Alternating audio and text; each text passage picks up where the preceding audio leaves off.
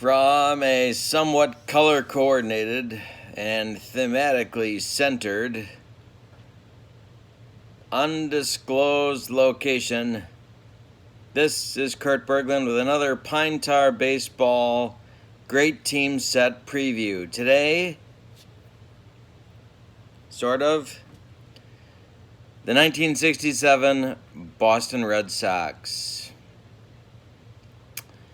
Yes, the impossible dream comes to Pine Tar Baseball. This has been the most difficult team to card so far, and I'm going to tell you why. And I'm going to also tell you in the same breath why I think you're going to have so much fun using this team in this set. Let's look at the lineups first of all. But before we do that, the 1967 American League pennant race, you probably know, maybe the best ever. It came down to the final day. 4 teams came down to the final few games of the season. The Red Sox, the Twins, the Tigers, and the White Sox. And even the Angels were on the fringe of that pennant race into mid-September. So really there were 5 teams involved, if you want to count it that way. The Red Sox won 92 games. They lost 70. They lost in the World Series 4-3 to the St. Louis Cardinals. And let's look at the lineups. Here's the problem with the 1967 Red Sox is that Dick Williams used a lot of ball players, and he used them in a lot of different combinations. Dick Williams, later, of course, the manager of the dynastic Oakland A's, at least for the first half of the dynasty. Alvin Dark took over in '74 and led them to the World Series title that year, and then to the American League Championship Series in '75. But for '71, '2, and '3, Dick Williams was at the helm for the A's, and Dick Williams did what Dick Williams did then, what he did in '67, and that is look for hot hands. The good news for Dick Williams was that he had a lot more hot hands with those A's teams than he did with the 1967 Red Sox. And when I do the preview show for the 1979 Montreal Expos, you'll see that Dick Williams, as their manager, was doing the same thing in 1979. The vast majority of managers don't change their stripes. What they start doing in the beginning of their career is, to a very, very large extent, what they're still doing in the middle of their career and what they end their career doing too. And Dick Williams is a great example of that. Let's look at these lineups, give you some ideas about what you might play.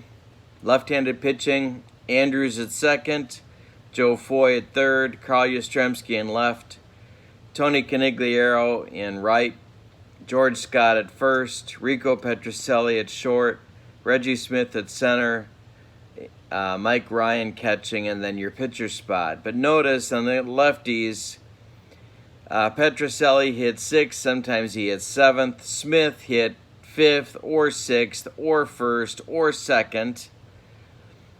So there was a lot of room for flexibility here, and I'll talk about the catchers in a minute. Against right-handed pitchers, I pulled this lineup. Foy at third, Andrews at second, Yaz in left, Hawk Harrelson in right, Scott at first, Reggie Smith in center, Rico Petrocelli at short, Elston Howard catching, and the pitcher.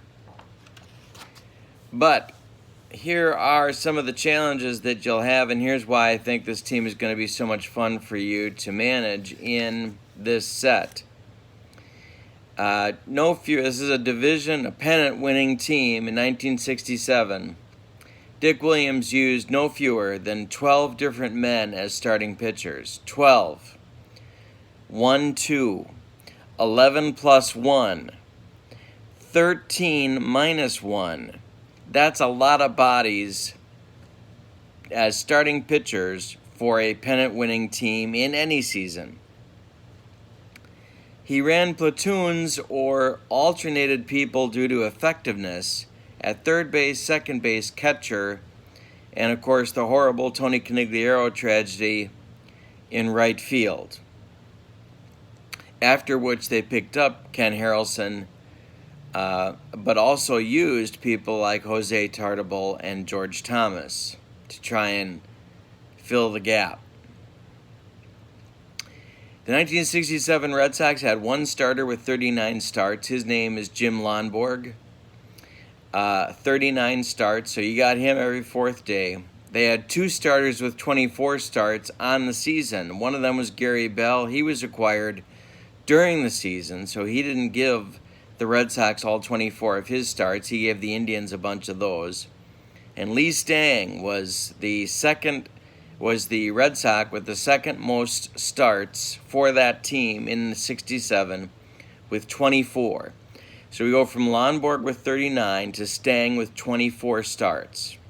After that, one starter with 19 starts, Darrell Brandon, who Baseball Reference insists on calling Bucky Brandon.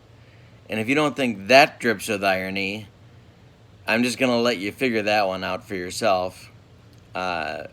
Yankee fans, 1978 Red Sox fans.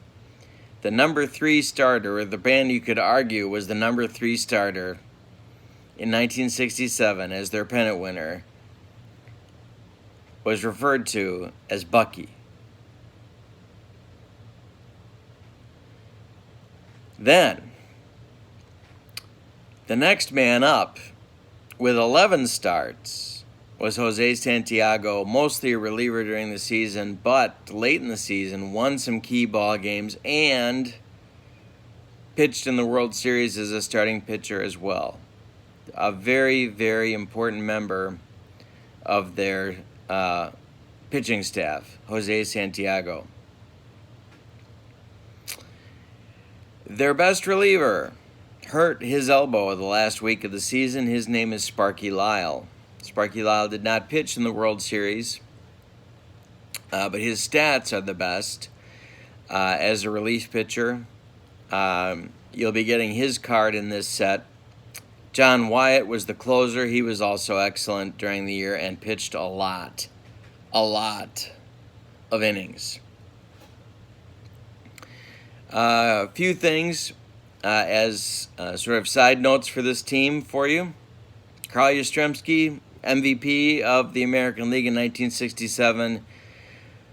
One of the best Pine Tar cards I've seen. Just an amazing season for the guy. You know about Yaz, but unbelievable. And he's going to be tough to stop, and he's going to be tempting for other teams to just intentionally walk, and I wouldn't blame you. Second is the Conigliaro issue. He was their right fielder. He was the young star of the team, and headed to great things when he was hit in the face with a Jack Hamilton fastball in August. That ended his season. In fact, it also took him out of 68. He made a comeback in 69, a very successful one in 69 and 70, and was eventually traded to the Angels, and things kind of unraveled. It's a tragic story. There's a book called Tony C. That I've read that is just an amazing chronicle of the life that this guy lived. Just tragic. But you'll be getting his card in this set as well, even though he was out for the last 7-8 weeks of the season and did not play, of course, in the World Series. Ken Harrelson you'll be getting in this set. He was pretty much the replacement acquired from the Indians for... from the Athletics, Senators, and the Athletics from this set as well, from this season as well, was a power hitter. He was not Tony Conigliaro, and he didn't hit particularly well for the Red Sox, but he's in the set with his year-long statistics on that card, so he'll actually have a card that'll help you.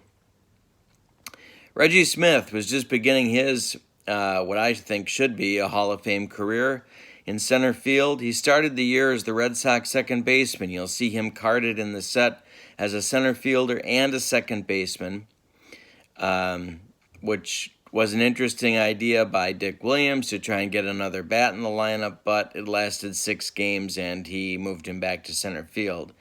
With Dick Williams, if you don't do the job immediately or very close to immediately, you aren't staying. And Reggie Smith was moved back to center field. Rico Petrocelli was the shortstop, did a good job, was voted most underrated player by the Boston baseball writers, which is an interesting thing. Writers voting on an underrated player, I don't know. Okay. Second base was a little bit of a quagmire. Mike Andrews and Jerry Adair, who was acquired during the season as well. Adair was trusted so much by Williams that he was put at third base in the critical series with the Minnesota Twins at the end of the season. So Adair is rated at third base, even though he was primarily a middle infielder. Didn't really have the arm for short, but is rated there, played there some in 67. Mike Andrews, most of the time, first or second in the batting order, and playing second base for most of the season as well. Joe Foy was a frustrating person for Dick Williams. He was a third baseman and also played a little bit of right field. Williams seemed to have confidence in him for a while and then would lose it and then would come back to him and then would lose confidence again, and kind of on and on. George Scott was the first baseman on this team. Excellent glove, excellent power hitter, hit over 300, and was a big part of their offense and was a big part of the Yaz, Canigliaro, Scott, middle of the order, and it was an impressive one and scored a lot of runs. And you can see where that would be difficult for pitchers of 1967 to get through. And then we come to the catching. Not even trifecta. Quinella? Is that 4? I don't know. Gamblers, help me out. 4 men were catchers for the Boston Red Sox in 1967, and they were plugged in at different times, and sometimes he'd go back to them after he got frustrated with the other ones. Mike Ryan played the most. Good defensive catcher, didn't hit a lick. Russ Gibson was also a catcher with the team and in the minors for much of the year. He threw the best. Didn't hit much either. Elston Howard was at the end of his career. He was acquired during the season from the Yankees. He played down the stretch some. Didn't hit at all.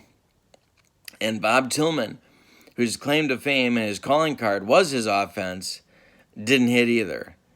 You'll be getting cards in this team for Ryan, Howard, and Gibson, and you'll be tempted to pinch hit for them every time they come up to bat simply because their offense is so dreadful. It's like having a second pitcher in the batting rotation. Very frustrating.